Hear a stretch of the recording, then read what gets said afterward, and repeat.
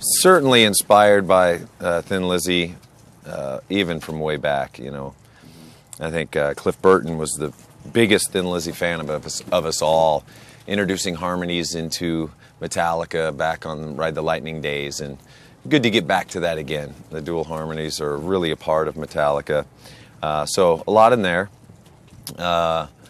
And the other riff, the verse riff, that's kind of tough. That's all down picking. That was very touchy. If it was played a little too fast, it was really too hard to play. If it was too slow, it didn't feel quite right. So that one had to be really precise, right on the beat. And over that section that he's talking about, I went for the low B register and the thicker, beefier string, and tried to accommodate his right hand and that pattern down in that register, which is kind of different and weird, but fun to do. At the end of the line, it was a good time. Unforgiven 3, who'd have thunk? Unforgiven would spawn, the story would make it to the third. Right. And who knows? But yeah, that's really one of the only songs that has continued on in Metallica albums. Somewhat of a storyline of basically, about sin and consequence, forgiveness and unforgiveness, asking for forgiveness, not being able to forgive yourself. There's all kinds of things that tie in when metaphors along with that. This time tied in around a ship lost at sea kind of vibe. So it's got a real lonely feel to it. Really love that.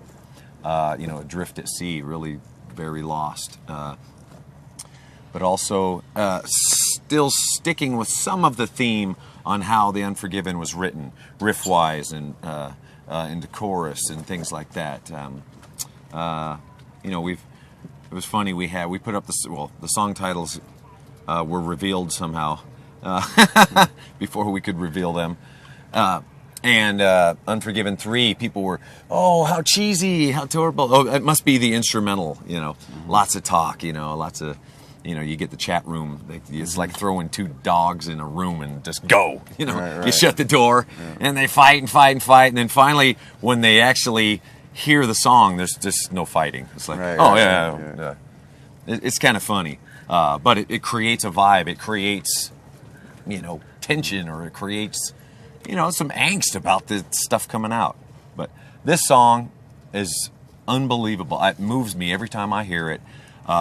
I started off with the intro, writing a little intro piece, hopefully really sad, not unlike Ennio Morricone, that kind of feel. Mm-hmm. And then had Rick Rubin phone in a arranger, and an orchestra basically came in and played on the song, and I think it adds a huge dimension to it. Adds a powerful bit of class. It's got a great flow, and like James says, it's very dynamic. So it's a great body of music to have on this album, and kind of connected to everything else that's going on. The Day That Never Comes, working title, Casper, written in Casper, Wyoming. It's a pretty dark ballad. It's kind of a traditional sort of thing, that we do with ballads. We lure you in with the softness of the ballady ways that it is. Good thing I'm wearing sunglasses because my eyes are rolling right now. And then we just come in and it's just crushing. We just flatten you. The subject matter is not really happy either. Right. Pretty dark. Yeah, it is very dark. Lyrics came long later, but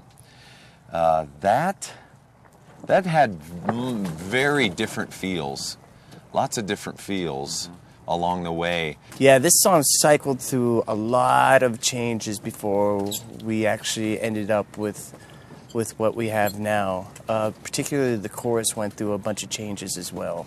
We discovered, we need to get back to a little more intricate picking, picking with a melody within it, a la Fade to Black, a la Sanitarium, things like that. So this ended up a little more of a picking within, or a melody within a picking, and just kind of writing it right there in the studio. I can remember the instrumental part of the back half of the song coming together fairly quickly when we were working on it. It came together literally in an afternoon. Yeah. The tag, as we call it, which is 3.5 minutes long, longer than most songs. But the outro came together really quickly. And I don't know, some of these things just kind of write themselves, and some other things sit around for years and years, and you struggle with it, and you're just waiting for the right thing to happen. The vocal melody came pretty quickly, and it was just belonged. It just there. Stuck from the gate. I remember trying to really develop a bass part for the intro, and it's tricky sometimes when you have a lot of space, but then you also got melody, coming through the guitar speaking a certain way. You got to figure out how to get your bass part in there between Lars's kick drums and snares, and then the notes that James is picking on there. So it was a bit of a challenge for me, and I really sort of took my time in developing it. And it was one of those things where right down to where we're tracking it, it's like, okay, this is cool.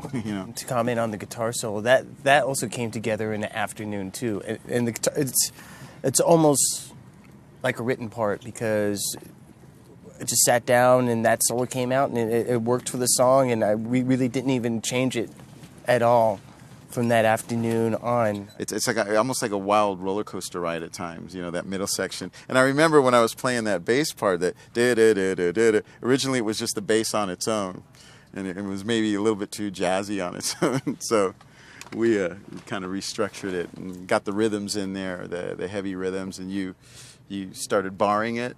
You actually figured out the notes, and you hit the bar chords on that one, which is really that's cool. a pretty big challenge, doing the rhythms to that bass run. Yeah. Yeah. Good challenge. Up for that. All right, right here.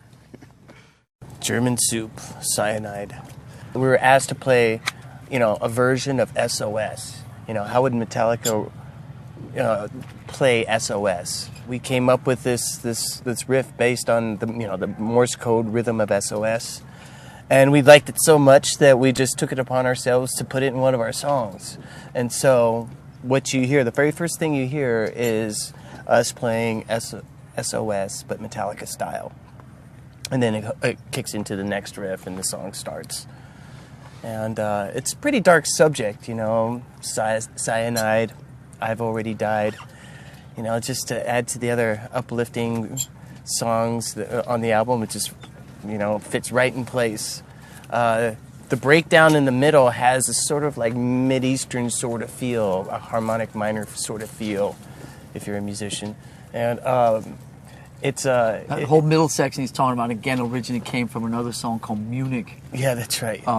Which is why it's now ended up being German Soup, because it was originally called Chicken Soup. Chicken Soup and merged with Munich became German soup. There you go. Welcome to the crazy world of Metallica. Yeah, Metallica terminology at its best. And the chorus, to me, is just like one of the heavier choruses we've ever written, because it's a riff that kind of cycles through, but it doesn't really cycle through anything in particular.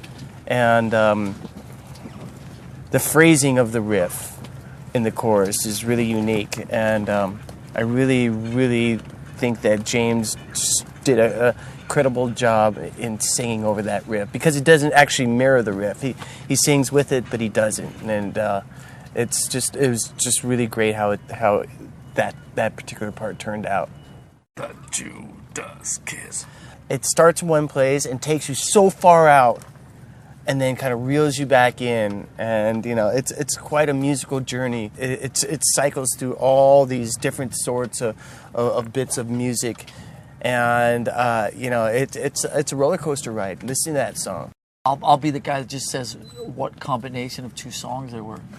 Jim Bag is a combination of Punch Bag and Jim, hence Jim Bag, right? The whole middle part after the second chorus comes from Jim, and the first chorus cycles comes from Punch Bag, hence Jim Bag, hence the Judas Kiss. So that's more factual. I have to say again, lyrically, I think what James has written is just above and beyond, a lot of stuff that he's done. It's almost as if he's reaching out to the listener's neck and just wrangling it, with the way he sings it. I mean, there's just so much commitment to it. He means it.